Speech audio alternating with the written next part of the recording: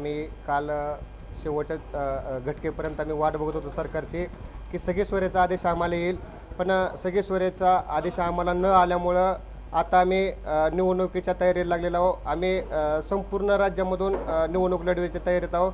प्रत्येक जिल्ह्यामध्ये किंवा प्रत्येक लोकसभेच्या मतदारसंघामध्ये आम्ही कमीत कमी 1000 फॉर्म भरायच्या तयारीत लागलेलो आता.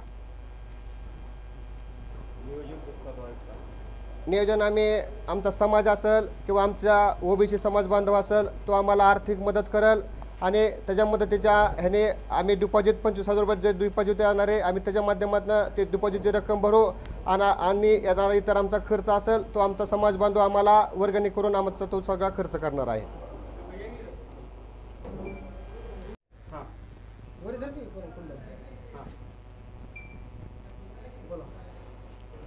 मराठा समाजाची आज पत्रकार परिषद झालेली आहे धाराशिव या ठिकाणी.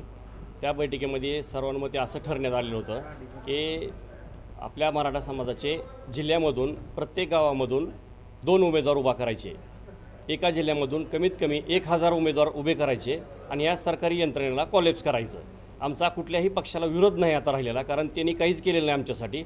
आमचा उद्देश एक आहे की ह्या सरकारी यंत्रणेला कॉलेप्स करणे. गावबंदी आता सध्या आम्ही तो केलेला नाही. आमचा एकच उद्देश आहे की घरबंदी. कुठल्याही नेत्यांना पुढाऱ्यांना आमच्या घरासमोर येऊ नये. आल्यास ती त्यांना त्याचं मिळून जाईल, प्रसाद मिळून जाईल त्याचा.